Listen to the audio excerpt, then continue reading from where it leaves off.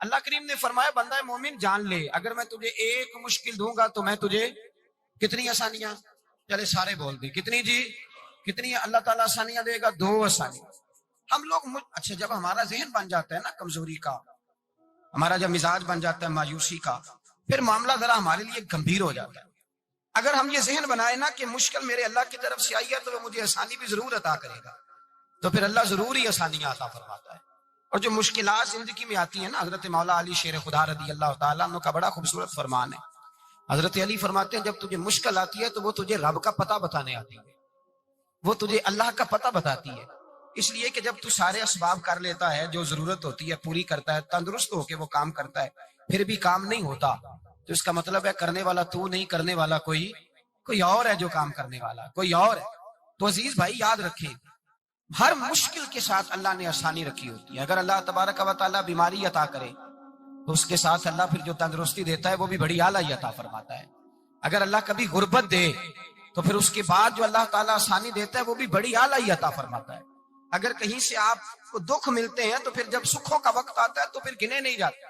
یاد رکھیں مشکلات کے پہلو میں آسانیاں ہوتی ہیں، اور جس آدمی کو مشکل آتی نہیں، میرے نبی کریم سید عالم صلی اللہ علیہ وسلم نے فرمایا مومن کو جو مشکل بھی آتی ہے اللہ اس کی برکت سے اس کے گناہوں کو معاف فرما دیتا ہے، اللہ اس کی برکت سے اس کے گناہوں کو معاف کرتا ہے۔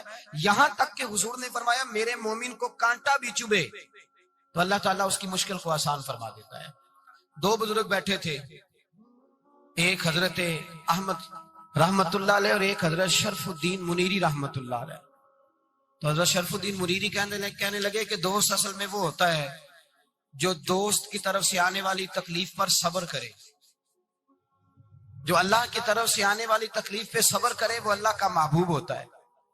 تو حضرت احمد ہی فرمانے لگے نہیں مجھے تیری بات کی سمجھ کوئی نہیں آئی، صبر کرے وہ اللہ کا دوست ہے، مصیبت پہ صبر کرے۔ تو کہا جناب پھر اگر نہیں سمجھ آئی تو آپ بتا دیں اللہ کا دوست کون ہے؟ تو آپ فرمانے لگے جو محبوب کی طرف سے آنے والی مصیبت کو اس کا تحفہ سمجھ کے قبول کرے وہ اصل دوست ہوتا ہے۔ اس کا تحفہ سمجھ کے قبول کرے، اپنے رب کا تحفہ سمجھے، مالک کا تحفہ سمجھے کہ اس نے مجھے تحفہ دیا ہے، مجھے کسی مشکل میں ڈالا ہے۔ تو رب کریم بلا مثال و بلا تشبیہ سمجھانے کے لیے اللہ جب کسی کو مشکل میں ڈالتا ہے، کافروں کو تو اس نے موجیں کرائی ہوئی ہے، بڑی بڑی سہولتیں دی ہوئی ہیں، مشکل میں ڈب بھی ڈالتا ہے، اپنے نیک بندوں کو ڈالتا ہے۔ نمرود اور فرعون کے پیروں میں کانٹا بھی نہیں چبھتا تھا، ان کو تکلیف نہیں آتی۔ تکلیف کسے آتی تھی؟ اللہ کے نیک بندوں کو تکلیف آتی تھی۔ حضرت رابعہ بصریہ جب تک زندہ رہی تب تک بیمار رہی، جس دن طبیعت ٹھیک ہوتی تو کہتی اے اللہ تو کہیں مجھ سے ناراض تو نہیں ہو گیا، تو کہیں ناراض تو نہیں مولا جب تو مجھے تکلیف دیتا ہے تو میں رو کے تیری عبادت کرتی، جب مجھے دکھ ہوتے ہیں تو میں سجدے میں تڑپتی، اور خدا بندہ اب تو میں سکھی ہوں، موج میں ہوں، مجھے رونا ہی نہیں آ رہا، تو خدا بندہ تو کہیں ناراض تو نہیں ہو گیا مجھ سے؟ دکھ تو اچھے ہوتے ہیں، دکھ تو پیارے ہوتے ہیں، اور دکھوں کے بعد جو اللہ آسانی دیتا ہے اس آسانی کا پھر کیا ہی کہنا۔ اس حضرت ایوب علی نبینا علیہ الصلوۃ والسلام بیمار رہے، 60 سال اللہ نے تندرستی دی۔ کتنے سال بولے؟ 60 سال، غور کرنا بات پر، 60 سال علیل رہے، پھر بیمار ہو گئے، 18 سال ہو گئے بیمار ہوئے۔ زوجہ کہنے لگی دعا کر لیں آپ کو اللہ صحت دے دے۔ ہمیں اگر کوئی بندہ پوچھ لینا کہ بھائی کبھی کوئی خاص بات تو سناؤ، تو ہم جو ساری زندگی سکھ کے ساتھ سوئے ہوتے ہیں وہ بات نہیں سناتے، وہ جو ایک رات درد سے نیند نہیں آتی اس رات کا قصہ سناتے ہیں، کہتے ہیں وہ میرے الٹے دانت میں درد تھا تو میں ساری رات سو نہیں سکا۔ او بھائی جو ساری زندگی سویا ہے اس کا تو ذکر نہیں کر رہا، اور ایک رات جو تجھے نیند نہیں آ رہی، کسی سے پوچھا جائے، ڈاکٹر کہتے ہیں 360 ہڈیاں ہوتی ہیں وجود میں، کسی سے پوچھا جائے نا تیرا کیا حال ہے تو 359 ہڈیوں کا ذکر نہیں کرتا، جس گھٹنے میں درد ہے اس کا ذکر کرتا ہے، کہتا ہے یہ گھٹنے میں بڑی درد ہے۔ او بھائی باقی 359 ٹھیک ہے نا، ان کی بھی تو کوئی بات سنانا۔ حضرت رابعہ بصریہ رحمت اللہ علیہ کے پڑوس میں ایک نوجوان رہتا تھا، آپ کے پڑوس میں، تو وہ جب جو محلے میں بچے رہتے ہیں نا گاؤں میں، ان کا پتہ ہوتا ہے، پڑوسی تھا تو 34-35 سال نوجوان کی عمر ہو گئی، کبھی بیمار نہیں ہوا۔ ایک دن اس کی طبیعت علیل ہوئی، سر میں درد ہوا تو اس نے پٹی باندھ لی سرخ رنگ کی، باہر نکل کے آیا، حضرت رابعہ بصریہ علیہ رحمہ نے دیکھا تو فرمانے لگے بیٹے خیر ہے؟ لگا جی اماں جی سر میں بڑی درد ہے۔ آپ فرمانے لگے کتنی عمر ہو گئی؟ کہنے لگا 34-35 سال. فرمانے لگے پہلے تو کبھی درد نہیں نہ ہوئی. کہا نہیں اماں جی آج ہی ہوئی ہے. تو آپ فرمانے لگے 34 سال اللہ نے صحت دی ہے, تو نے شکر کی ایک پٹی بھی نہیں باندھی, اور آج درد ہوئی ہے تو شکوے کی پٹی تو نے فوراً ہی باندھ لی ہے. کوئی شکر کی پٹی بھی باندھنی چاہیے. حضرت ایوب 18 سال بیمار رہے. زوجہ کہنے لگی دعا کر لو, تو آپ فرمانے لگے بی بی سے کہ صحت کتنی دیر رہی؟ اس نے کہا 60 سال. تو آپ فرمانے لگے ذرا بیماری کو بھی 60 سال گزر لینے دو, پھر دعا بھی کر لیں. یہ دعا کی اللہ, یہ لفظ کہے اللہ نے صحت دے دی, تندرستی آ گئی. ایک دن گھر میں بیٹھے بیٹھے زوجہ کہنے لگی کہ ایوب یہ بتاؤ دکھ اچھے کہ سکھ؟ آپ فرمانے لگے سارے دن ہی اللہ کے ہیں, پر دکھ بڑے اچھے تھے. مجھ سے پوچھو تو دکھ بڑے اچھے تھے. کہا کس طرح؟ حضرت ایوب فرمانے لگے جب میں بیمار تھا تو 24 گھنٹے میں ایک دفعہ میرا رب میرا حال پوچھا کرتا تھا. ایک دفعہ میرا اللہ پوچھتا تھا ایوب تیرا حال کیا ہے؟ فرماتے ہیں 12 گھنٹے تو لذت ہی رہتی تھی کہ میرے رب نے میرا حال پوچھ لیا, اور اگلے 12 گھنٹے میں انتظار کرتا تھا مالک حال دوبارہ کب پوچھے گا. فرمانے لگے اب صحت تو ہو گئی ہے, پر اب میرا رب میرا حال تو نہیں نہ پوچھتا. بھائی مشکلات جو ہوتی ہیں وہ تو تجھے سجا دیتی ہیں, سوار دیتی ہیں. تجھے یاد آتا ہے کوئی اپنا, جب تجھے درد ہوتی ہے نا, تکلیف ہوتی ہے, پھر تیرا دل کرتا ہے کوئی کندھا ملے جہاں میں سر رکھ کے رہوں. پھر اسی لیے تو کسی درویش سے کسی نے پوچھا تھا اپنا کون ہوتا ہے, تو کہا جو تجھے دکھ کے وقت یاد آئے وہ تیرا اپنا ہے. جو تجھے عین آزمائش کے وقت یاد آئے اور تجھے اس کا نمبر فوراً تیرے موبائل پہ چلنے لگے, وہ تیرا اپنا سجن ہے جس کو تو دکھ کے وقت یاد کرے. تو بھائی مشکلات کے بعد جو اللہ آسانی دیتا ہے. حضرت ابراہیم کو آگ میں بھی پھینکا گیا, حضرت ابراہیم علیہ السلام کو ستایا بھی گیا, نکالا بھی گیا, لیکن جب ان مشکلات سے گزرے تو میرا رب فرماتا ہے وَإِذِ ابْتَلَىٰ إِبْرَاهِيمَ رَبُّهُ بِكَلِمَاتٍ فَأَتَمَّهُنَّ قَالَ إِنِّي جَاعِلُكَ لِلنَّاسِ إِمَامًا. کہا جب ابراہیم پورے اترے تو پھر ہم نے انہیں امام بنا دیا. یا اللہ کس طرح کی امامت دی؟ فرمایا میں نے اتنی اعلیٰ شان عطا کی ہے کہ اپنے لاڈلے رسول کو جناب ابراہیم کی نسل میں پیدا فرما دیا ہے. میں نے مصطفیٰ کو ان کی نسل میں پیدا کر دیا, قیامت تک کے لیے ان کا وقار بڑھا دیا. اللہم صلی علی محمد وعلی آل محمد کما صلیت علی ابراہیم وعلی آل ابراہیم. ان کی عظمت بڑھا دی, اس لیے کہ جب وہ آزمائش سے گزر کر کے آئے پھر جو آسانی دی. میرے نبی پاک صلی اللہ علیہ وسلم نے دین ابراہیمی کی بہت ساری چیزوں کو رکھا, کہا میں ملت ابراہیمی پہ ہوں. جب کوئی مشکلات کو عبور کر کے آتا ہے, جب کوئی تکلیفیں سہ کر کے آتا ہے, اس کے لیے جو اجر ہوتا ہے, اس کے لیے جو پھر اللہ کتنی ذرا بڑی توجہ کیجئے گا. لوگ سمجھتے ہیں فلاں آدمی مشکل میں ہے تو شاید مشکل میں ہی رہے گا, فلاں آزمائش میں ہے تو شاید میرا اللہ فرماتا ہے ایک مشکل دے کے میں 2 آسانیاں بھی دوں گا.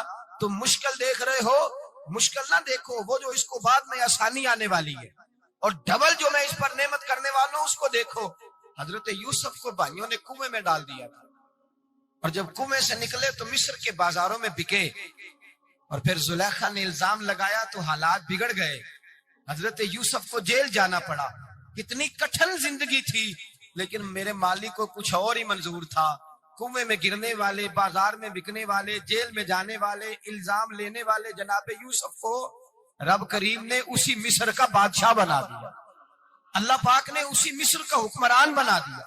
یاری تیری سونا ہے پر ازمیشاں تیریاں اگ, اے سونا پرکھیا جامد آئی پہلو نال اگاں دے لگ. اس کے لیے تھوڑا سا جتن کرنا پڑتا, تھوڑے کٹھن حالات سے گزرنا پڑتا, تھوڑی آزمائشوں کا روپ دیکھنا پڑتا ہے. ہم چاہتے ہیں کہ ہمیں چھیڑے کوئی نہ کوئی تکلیف نہ آئے, کوئی آزمائش. یہ ہو نہیں سکتا میرے بھائی, نامی کوئی بغیر مشقت نہیں ہوا. 100 بار جب عقیق کٹا تب جا کر نگی ہوا. ہم چاہتے ہیں کہ ہمیں کچھ بھی دقت نہ آئے, مشکلات نہ آئے, اور مشکلات تو انسان کو سنوارتی ہیں بھائی, وہ تو نکھارتی ہیں. کبھی پوچھا کرو جا کر کے کسی گندم کے دانے سے کہ تو کہاں سے ہو کے آیا ہے, کہاں سے نکل کے آیا ہے, تو وہ بتلائے گا کہ بڑے مشکل مراحل سے گزرا ہوں, اور پھر اللہ نے مجھے طاقت دی ہے کہ میں انسان کے وجود کا حصہ بنا. تو بھائی کٹھن مراحل, آزمائشیں, تکلیفیں, یہ انسان کو بڑا انسان بنا دیتے, یہ اس کے لیے ترقیوں کا پیش خیمہ ہوتے.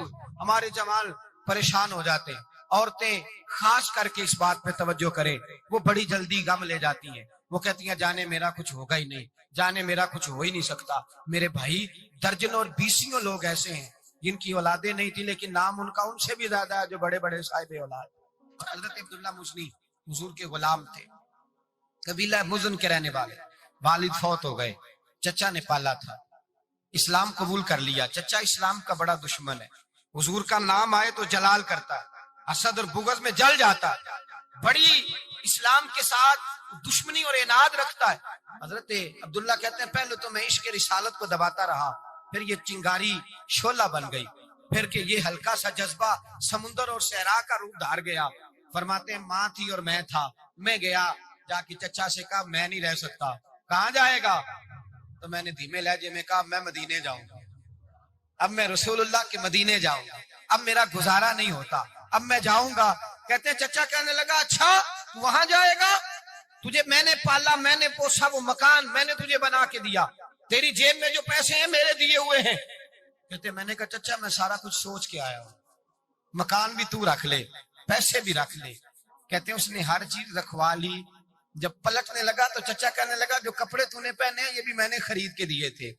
حضرت عبداللہ فرماتے ہیں میں نے وہ کپڑے بھی اتار کے دیے. برہنہ حالت میں ماں کے پاس گیا اور میں نے کہا اماں میں پہلے بھی تو ننگا پیدا ہوا تھا, تو انہیں کپڑے پہنائے تھے, میرا پھر بدن ننگا ہو گیا ہے, کپڑے دے دے. کہتے ہیں 2 بیویوں والے کپڑے اماں نے دیے, ایک میں نے تامت باندھ لی, دوسرا اوڑھ لیا اور مدینے پہنچا. کہتے ہیں جب میں ٹھنڈی رات مدینے پہنچا تو کالے رنگ کے حبشی غلام حضرت بلال دودھ کا پیالہ لیے کھڑے تھے, ہاتھ میں کھجوریں تھی, کمبل تھا. کہنے لگے آجا آجا, مصطفیٰ نے فرمایا تھا قبیلہ مزن سے میرا غلام آ رہا ہے, میں ساری رات سے تیرا انتظار کر رہا ہوں. حضرت جناب سیدنا عبداللہ رضی اللہ تعالیٰ عنہ فرماتے ہیں میری مشکل آسان ہوئی. فرماتے ہیں مجھے مدینے میں اعزاز مل گیا, مجھے عزت مل گئی, ہر آدمی میری قدر کرنے لگا.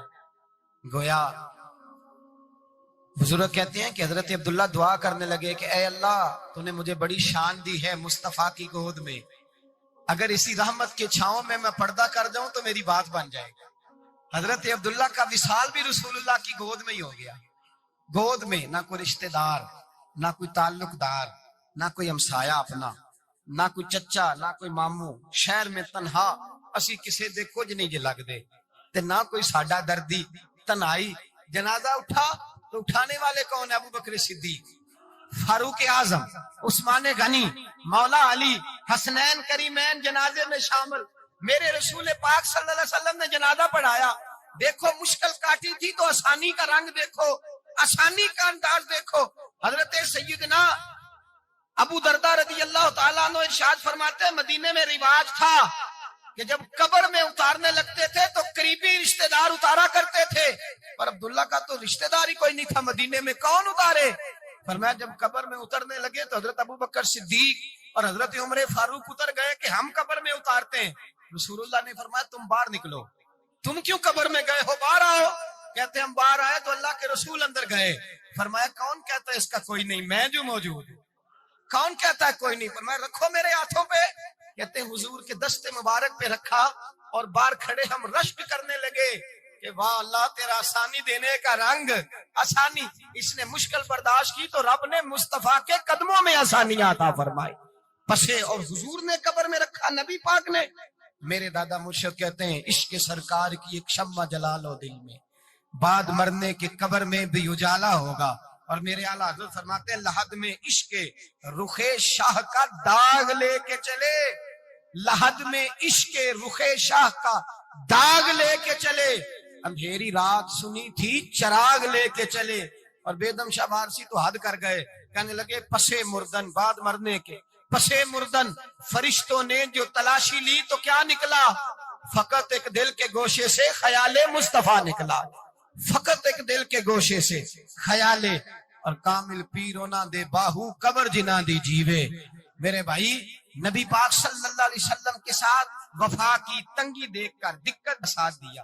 مکہ مخالفت کرتا تو جناب فاطمہ حضور کا خیال رکھتی. فاطمہ بنت اسد بڑا پیار کیا, بڑی محبت کی مولا علی کی والدہ نے, ہر دکھ ہر تکلیف کاٹی, لیکن رسول کائنات صلی اللہ تعالی علیہ وسلم کا ساتھ نہ چھوڑا. اور یہاں تک روایات میں ملتا ہے کہ جناب فاطمہ الزہرا جب بیاہ کے ان کے گھر گئی تو باہر سے سودا لا کے دیتی. حضرت فاطمہ سے بڑا پیار کرتی, بڑی محبت, مشکلات میں ساتھ دیا.